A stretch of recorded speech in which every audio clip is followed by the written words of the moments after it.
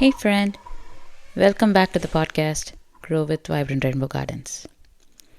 If you're new here, I'm really glad you're listening today. I want to ask you a quick question. Have you ever thought this? I love the idea of gardening, growing my own fruits and vegetables, but I don't see how it fits into my life. Maybe your days already feel full. Work, kids, meals, activities, errands, the invisible mental load that never really turns off. And gardening feels like one more thing, one more responsibility, something you'll do later when life actually slows down. If that sounds familiar, this episode is for you.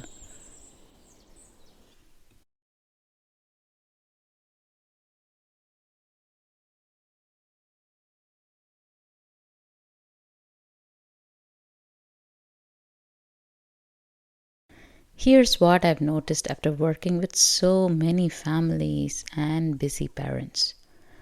Most people don't avoid gardening or growing their own vegetables because they don't care.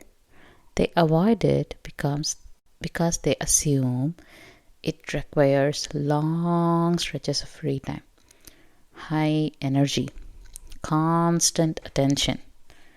And when we have already stretched thin, that feels really unrealistic.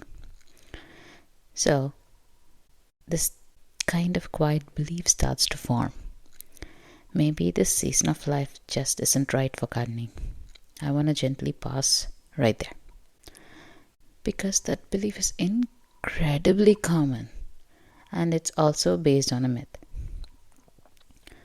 The biggest myth holding busy parents, especially moms, back is this: gardening requires long, uninterrupted blocks of time. I used to think this too. This sticks around because of what we see. We see full day garden makeovers, weekend long projects, perfect, highly curated gardens online. What we actually don't see are the small moments, the 5 minutes, the tiny habits, the everyday rhythms that actually keeps garden alive. Gardening has been framed as something you need to add to your life. And that framing is what makes it feel really impossible. Here's the reframe I want to offer you.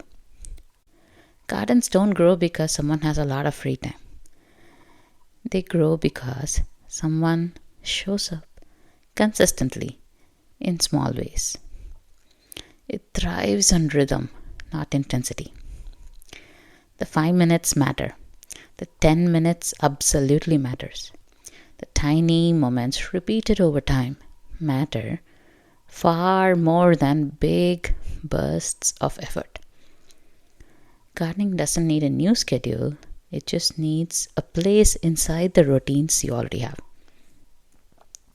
Let me make this feel real for a moment. Gardening can look like checking plants while you drink your morning coffee, letting kids water while you start dinner. Okay, don't do this if you have kids under 10.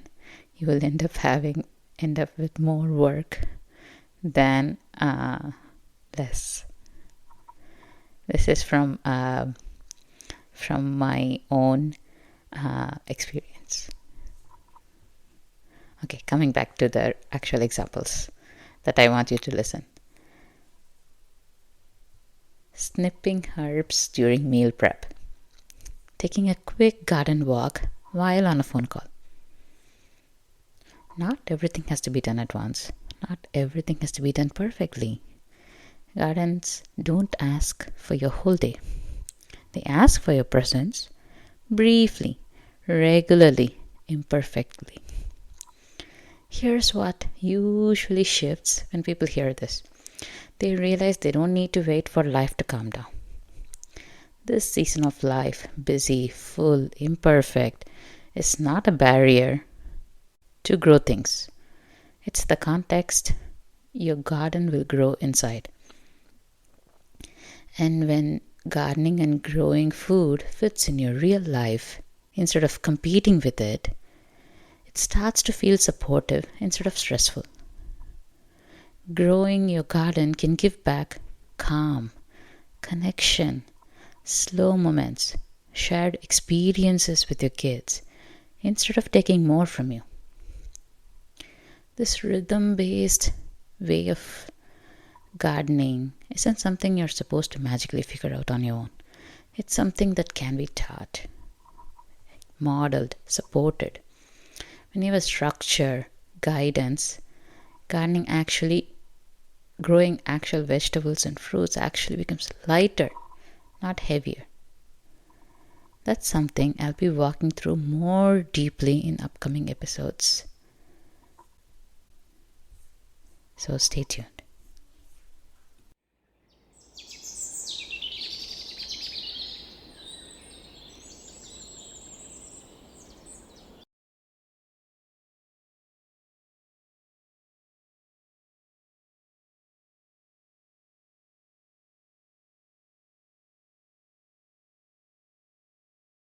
Before you go, I have one small ask.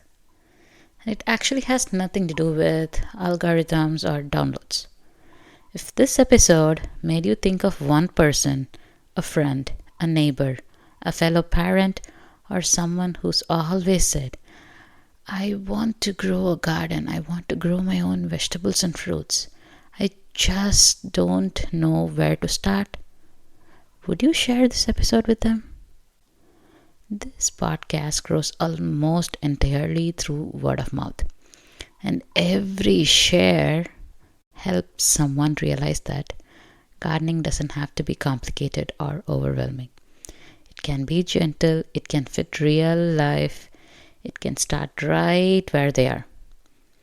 And if you're listening and wondering what kind of gardener you are, or what your next best step actually is, I created a free quiz to help with that. It's called the Growzona Quiz.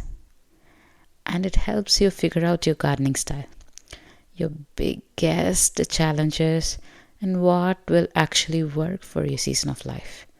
Whether you're a total beginner or just need clarity. You can take it at vibrantrainbowgardens.com/quiz. And I will send you personalized guidance right after. Thank you for being here, for listening, and for helping this little garden of a podcast grow. I'll see you in the next episode.